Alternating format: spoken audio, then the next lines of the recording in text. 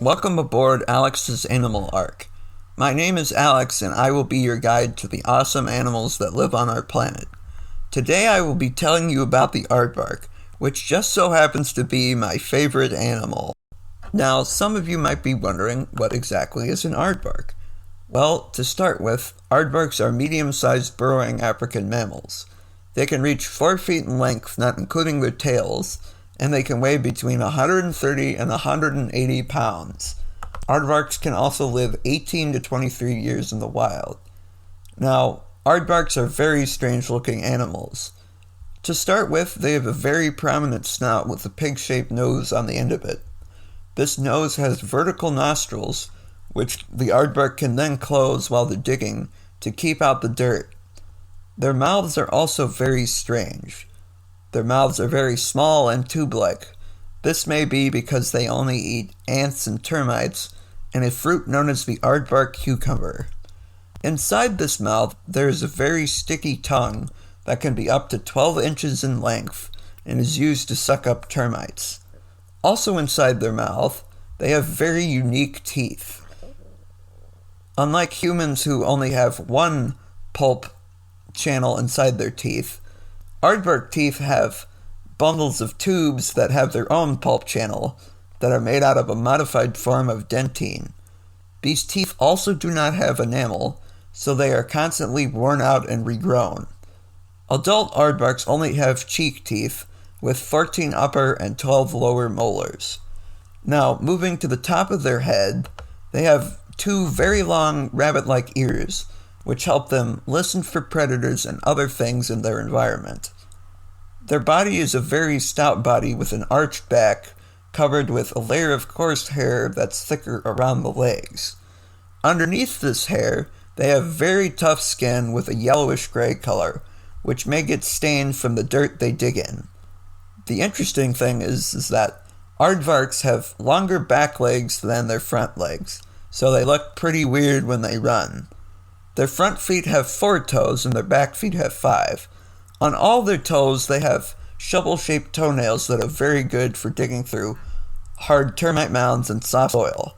Their tail is tapered and cone-shaped. The interesting thing is that even though they look similar to anteaters, they are not related. Now, another question that some of you might have is, where do aardvarks live?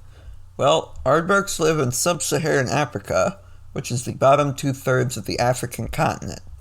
They like to live in places where their food is plentiful and the soil is easy to dig into. If the soil is too hard or rocky, the aardvark will move somewhere else the soil is easier to dig into. Another question some of you may ask are, what are some of the behaviors of the aardvark? Well, aardvarks are nocturnal animals, which means they come out at night to forage for food, and during the day they rest in their burrows. When leaving their burrows at night, aardvarks will do a very interesting thing where they will stand at the entrance for several minutes and sniff the air and listen with their large ears for predators. If they don't hear any predators, the aardvark will leap forward several times away from the entrance and then check for predators again. If there aren't any predators, the aardvark will trot away to start foraging for termites and ants. Due to their diet, they require a very large range to survive, which could be about 6 to 18 miles. Across their range, they will have many burrows that fall into 2 categories. Temporary burrows they created for refuge out foraging, and permanent homes. Typically, aardvarks only have one home burrow at a time. This home burrow has multiple entrances, and it could be as long as 43 feet. They do change up the layout regularly, and every so often they will move on and make a new home burrow. The old burrows they leave behind are used by other African animals as homes and shelters. Aardvarks mainly eat termites, but they will also eat certain species of ants, and also the aardvark cucumber. When they discover a termite mound, the aardvark will use its thick claws to rip open the hard shell. It will then use its long tongue to suck up lots of termites. The greatest number that someone counted was 50,000 termites in one night. After the aardvark is done with the mound, other animals like the aardwolf come along and clean up the leftovers. The aardvark will also not take the same foraging path every night, and will come back to it every 5 to 7 days to let the mounds recover. However, termite mounds are not enough to sustain the aardvark, so it also looks for columns of termites traveling along the ground. If the aardvark is threatened by predators such as a lion or a hyena, it will either run in a zigzag pattern, or it will dig a new burrow and wait for the predator to pass before it re-emerges. If the predator somehow finds a way into the burrow, the aardvark will dig its way out, and the fill it leaves behind prevents the predator from reaching the aardvark. And if all else fails, the aardvark will roll over on its back and slash at the predator with its claws. These claws can cause major damage to unprotected areas of the body. Aardvarks are generally solitary mammals, but they will come together to mate. Female aardvarks have a gestation period of 7 months, and they give birth to 1 cub. By 6 months old, the cubs can dig their own burrows, but they will often stay with their mom until the next mating season, at which point they go off on their own. And now it's time for some fun facts about the aardvark. Did you know that their name means earth pig in the Afrikaans language?